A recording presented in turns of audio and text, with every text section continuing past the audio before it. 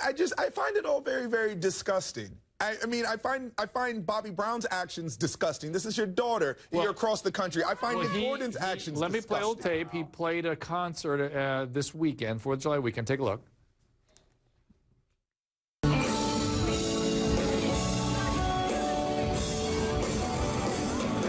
Y'all got me forgetting right now.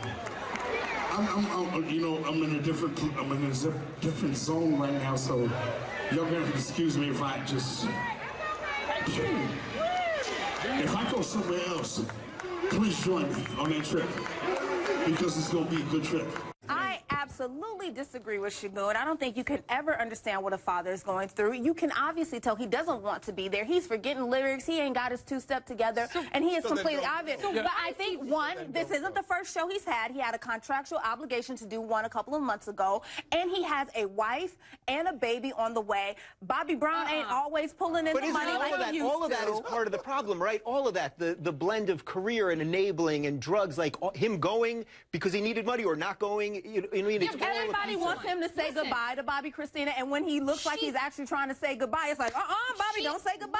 She is in hospice. Her days are numbered. When my grandmother was in hospice, I took off weeks. I thought, okay, I may lose a semester at school. I may lose my job. I didn't care because I had one thing that I cared about, my grandmother. He should be by his daughter's side. I agree. But he doesn't have one thing he cares about. He has a baby on the way. He has a wife. He has multiple things that he is responsible for and cares about. He was there. I'm putting you aside because you blame the whole family for everything. You have. And so I'm going to back up. I'm backing up Vanessa on this, Sam. I am, because I'll tell you what. I'll tell you why. Because that man, I guarantee you, that man is suffering. Of course he is. But he should be with his daughter. He should be, but maybe what could be there is a pretty gruesome situation. I told you and told you and told everybody that when people are in this kind of coma, it gets gruesome. And he may have said his farewell. He may not want to see the last hours. I would want my dad there. I understand. I would want my dad there. But she's not there. She's gone. She's not waking up. She's gone.